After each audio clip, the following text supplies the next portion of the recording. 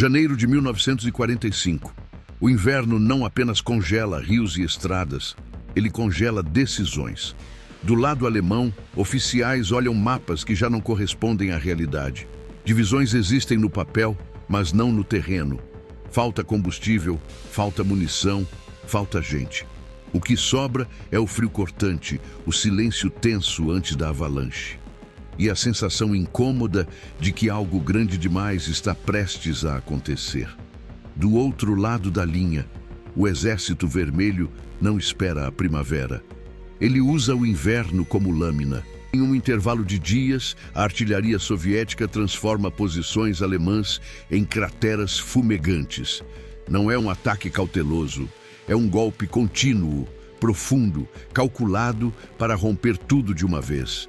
A frente alemã não é empurrada, ela se parte. Comunicações caem, reservas não chegam, ordens se perdem no caos branco da neve. O que se segue não é uma batalha lenta, mas uma corrida desesperada. Colunas soviéticas avançam dezenas de quilômetros por dia, atravessam rios congelados, ignoram bolsões de resistência e deixam para trás unidades alemãs que sequer entendem o que as atingiu. Pela primeira vez desde o início da guerra, o colapso não é local, ele é sistêmico. Do Báltico aos Cárpatos, a defesa alemã começa a ruir como vidro sob pressão constante. À frente dessa ofensiva está Georgy Zhukov, não como um general cauteloso, mas como um engenheiro da destruição em larga escala. A ordem é simples e brutal. Avançar sem dar tempo ao inimigo para respirar. Em poucas semanas, o impossível acontece. O Exército Vermelho sai da Vístula e alcança o Oder. Berlim não está mais distante, ela está exposta. Se você gosta de histórias reais de guerra contadas com profundidade e sem romantização, inscreva-se no canal e diga nos comentários de onde você está assistindo. Sua presença fortalece o canal. A frente oriental, no início de janeiro de 1945, parecia estável apenas para quem olhava mapas antigos. Na realidade, ela estava esticada ao limite. As forças alemãs posicionadas ao longo do rio Vístula ocupavam uma linha extensa demais para o número de homens disponíveis. Muitas divisões eram, na prática, grupos de combate improvisados. Batalhões reduzidos, companhias fundidas, regimentos que existiam mais no rádio do que no terreno. O inverno agravava tudo. Veículos não ligavam, armas emperravam, e cada movimento exigia um esforço físico exaustivo. Os soviéticos sabiam disso. Durante semanas, o silêncio dominou setores inteiros da frente. Não era passividade, era preparação. À noite, sob cobertura da escuridão e da neve, engenheiros ampliavam estradas, montavam pontes improvisadas e acumulavam munição em volumes que não eram vistos desde as grandes ofensivas de 1944. A logística operava como um organismo único, puxando combustível, projéteis e alimentos para a linha de partida. A artilharia foi posicionada com precisão quase obsessiva. Canhões, obuses e lançadores de foguetes foram distribuídos em densidades esmagadoras. Em alguns setores, havia dezenas de bocas de fogo por quilômetro de frente. Cada bateria tinha alvos pré-definidos, centros de comando, cruzamentos, áreas de reserva, linhas de comunicação. Não se tratava apenas de destruir trincheiras. O objetivo era desorganizar completamente o sistema nervoso do inimigo. Do lado alemão, havia sinais de alerta, mas faltava capacidade de reação. Relatórios indicavam movimentações anormais, porém não havia reservas móveis suficientes para responder a um rompimento em larga escala. A prioridade de recursos ainda era dividida com outras frentes, e ordens contraditórias vindas de níveis superiores atrasavam qualquer iniciativa defensiva coerente. A crença persistente de que o inverno limitaria operações ofensivas pesadas mostraria seu custo em poucas horas. Quando o ataque começou, ele não veio em ondas espaçadas. Ele veio como um golpe contínuo. A barragem de artilharia não apenas precedeu o avanço, ela avançou junto. O fogo rolante esmagou posições alemãs antes que pudessem reagir, isolando unidades inteiras em segundos. Comunicações foram cortadas quase instantaneamente. Postos de comando deixaram de existir antes mesmo de entenderem a escala do ataque. As primeiras linhas alemãs cederam rapidamente, mas o verdadeiro desastre ocorreu logo atrás. Unidades de reserva, tentando se deslocar para conter o avanço, encontraram estradas destruídas, pontes sob fogo e colunas soviéticas já infiltradas. O conceito tradicional de frente começou a perder sentido. Em vez de uma linha contínua, surgiram bolsões desconectados, cada um lutando sua própria batalha, sem coordenação. Os blindados soviéticos exploraram cada ruptura com velocidade brutal. Não havia pausa para reorganização. Onde encontravam resistência forte, contornavam. Onde a defesa era fraca, atravessavam sem parar. O objetivo não era conquistar cada vila, mas desarticular o inimigo em escala operacional. Em poucos dias, o avanço superou expectativas otimistas. A profundidade alcançada era algo que os alemães não conseguiam acompanhar nem nos relatórios. O impacto psicológico foi imediato. Soldados alemães relatavam a sensação de lutar contra um inimigo que surgia em todos os lugares ao mesmo tempo. Ordens de recuo chegavam tarde demais, não chegavam. O frio, antes visto como aliado defensivo, agora ampliava o caos. Feridos congelavam, equipamentos eram abandonados e a coesão desaparecia. A ofensiva que começara na Vístula não mostrava sinais de desaceleração. Ela não estava apenas rompendo defesas, estava apagando a própria estrutura que sustentava o fronte alemão no leste. À medida que os relatórios chegavam a Berlim, tornava-se evidente que a situação no leste estava saindo do controle. O problema não era apenas a velocidade do avanço soviético, mas a incapacidade do alto comando alemão de compreendê-la em tempo real. Mensagens se contradiziam. Mapas eram atualizados tarde demais e unidades inteiras simplesmente desapareciam dos quadros operacionais. Ainda assim, as decisões continuavam a ser tomadas como se a frente pudesse ser estabilizada com força de vontade. No centro desse colapso decisório estava Adolf Hitler. Isolado em seus quartéis generais, ele reagiu à ofensiva com a mesma lógica que já havia custado caro em outras fases da guerra. Proibição de recuos amplos, ordens de manter posições até o último homem e a crença de que contra-ataques locais poderiam restaurar a situação. Para ele, admitir a dimensão do desastre significaria admitir que o controle havia sido perdido.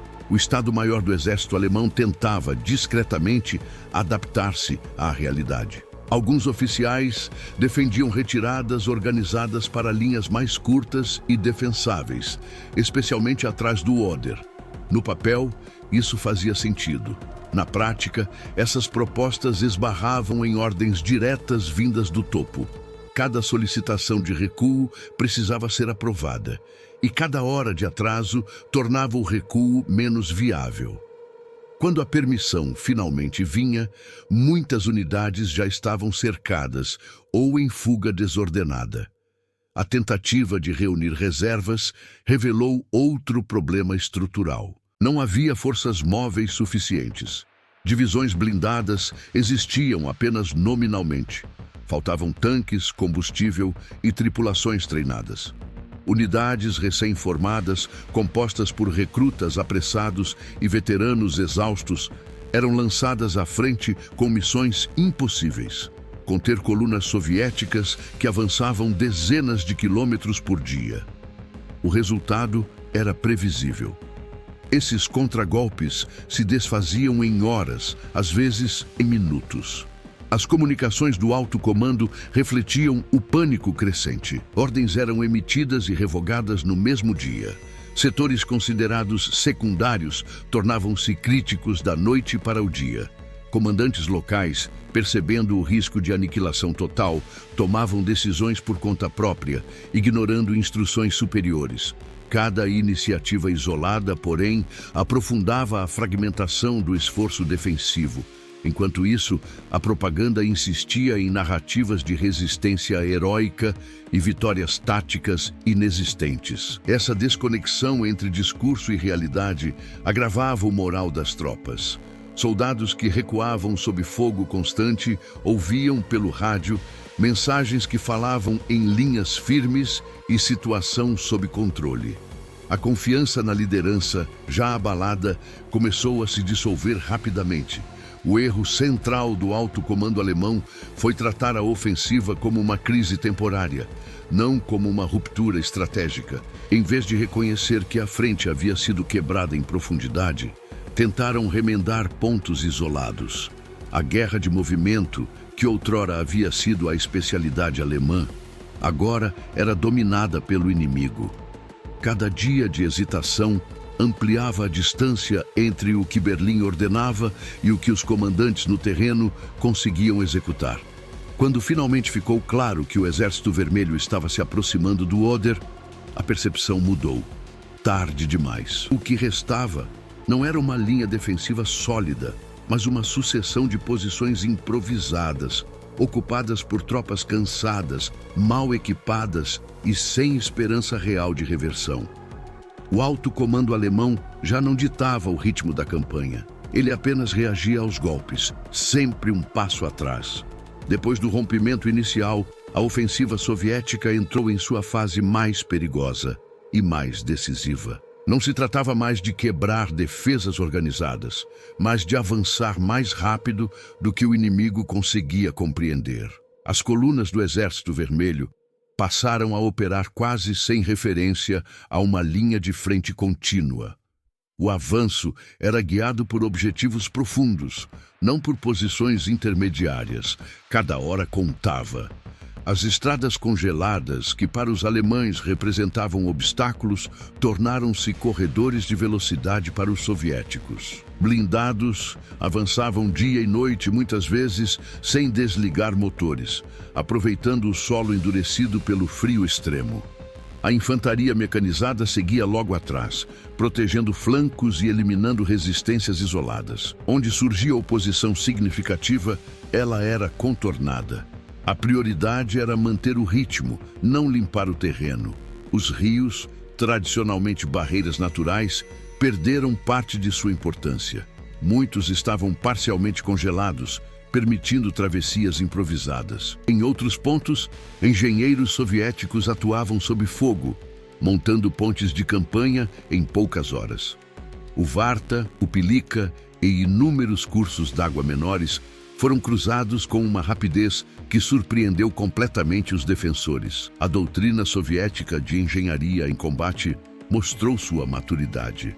Pontes surgiam quase tão rápido quanto eram destruídas.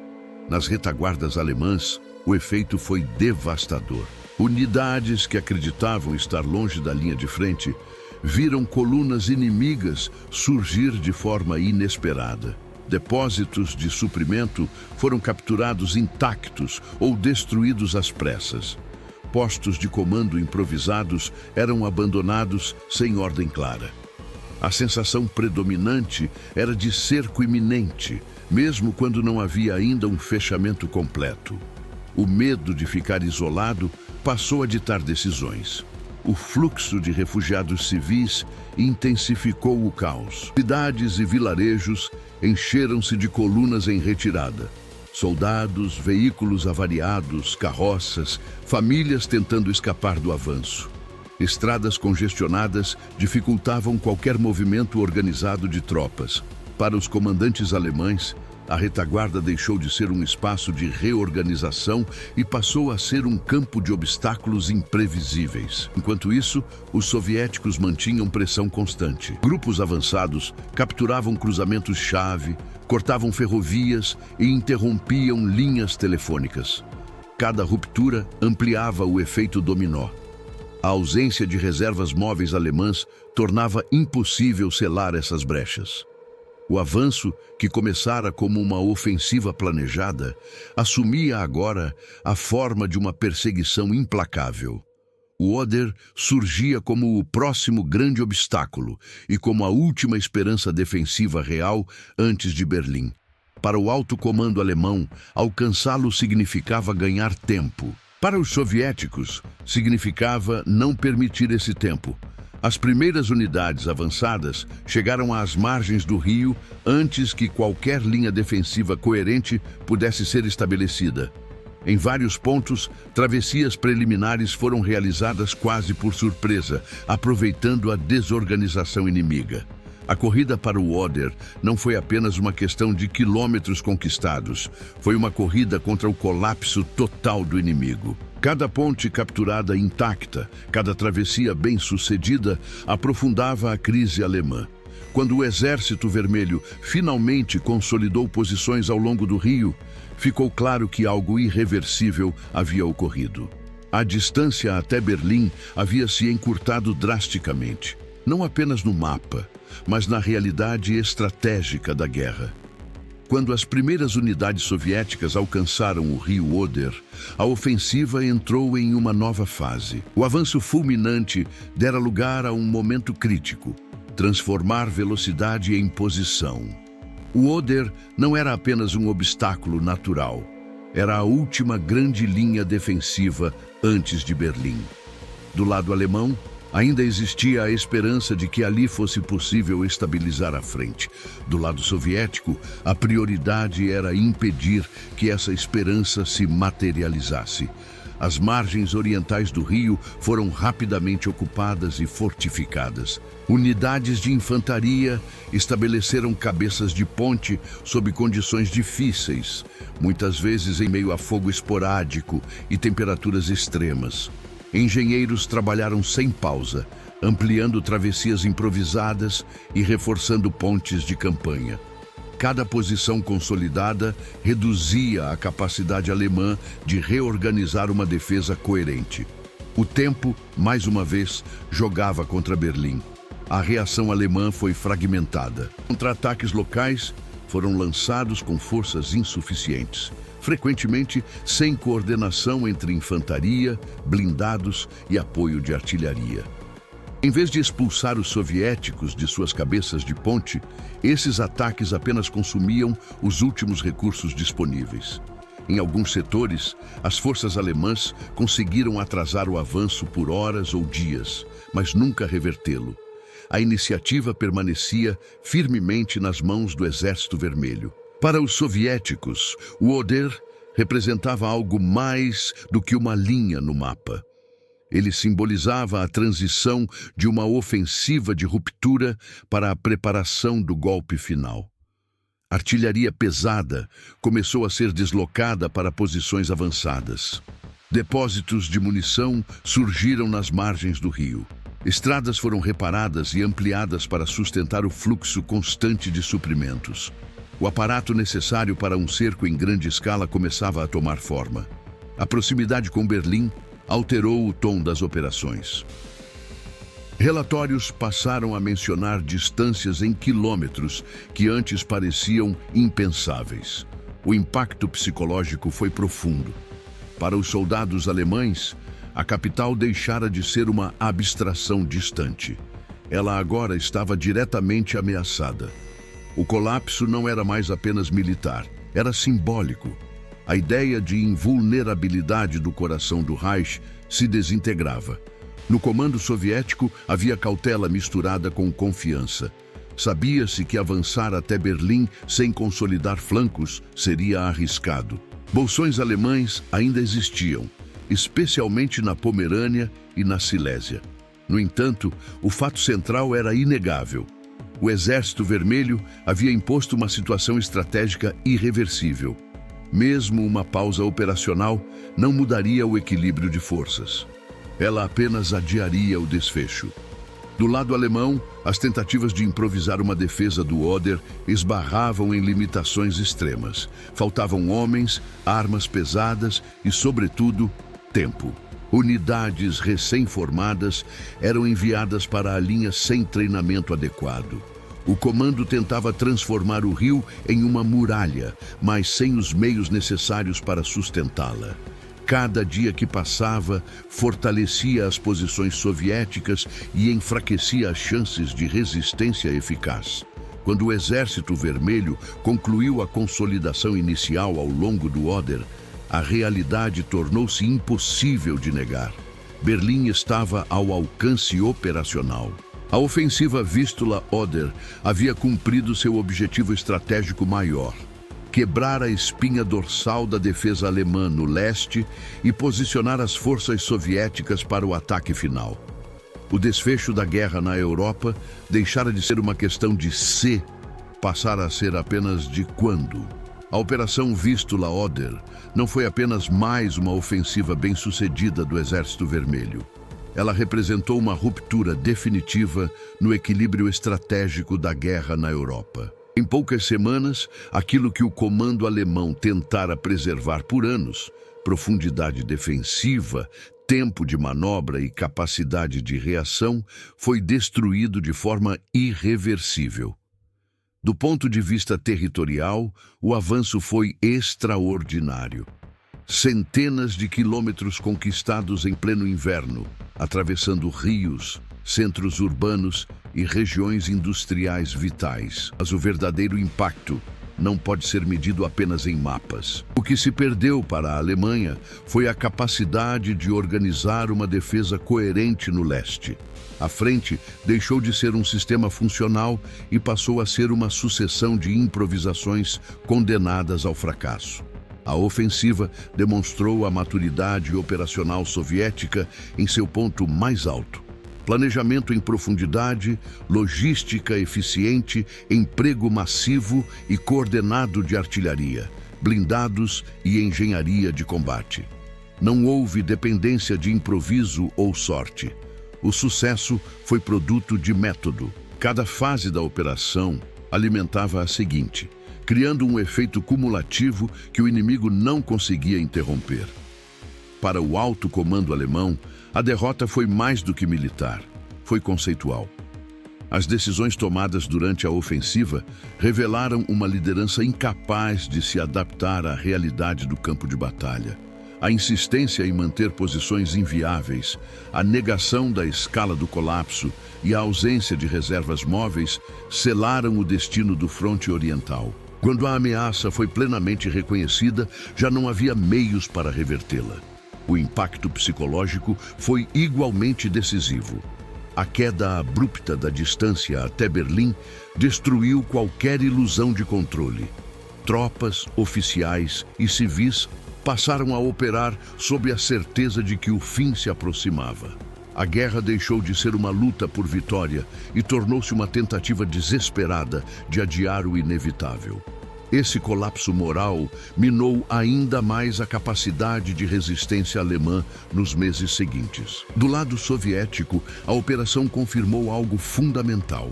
O caminho para Berlim estava aberto, mas não sem riscos. Bolsões inimigos ainda exigiriam campanhas duras na Pomerânia, Silésia e Prússia Oriental. Ainda assim, o resultado estratégico estava decidido. O Exército Vermelho havia conquistado a iniciativa absoluta, escolhendo onde, quando e como travar as batalhas finais. A ofensiva também teve implicações políticas profundas. Ao alcançar o Oder, antes dos aliados ocidentais cruzarem o Reno, a União Soviética garantiu uma posição dominante na fase final da guerra e no redesenho da Europa do pós-guerra. O avanço militar antecipou decisões diplomáticas que moldariam o continente por décadas. No centro desse processo esteve Georgy Zhukov, não como um comandante impulsivo, mas como o executor de uma lógica implacável. Esmagar a capacidade do inimigo de reagir antes que ele pudesse se reorganizar.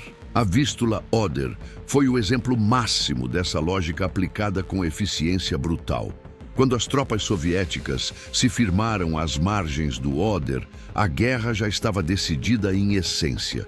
A Batalha de Berlim ainda viria, com sua violência extrema e seu custo humano devastador. Mas ela seria o ato final de uma história cujo desfecho estratégico havia sido escrito semanas antes, no inverno gelado de 1945, quando a ofensiva Vistula-Oder quebrou definitivamente as defesas alemãs e selou o destino do Terceiro Reich.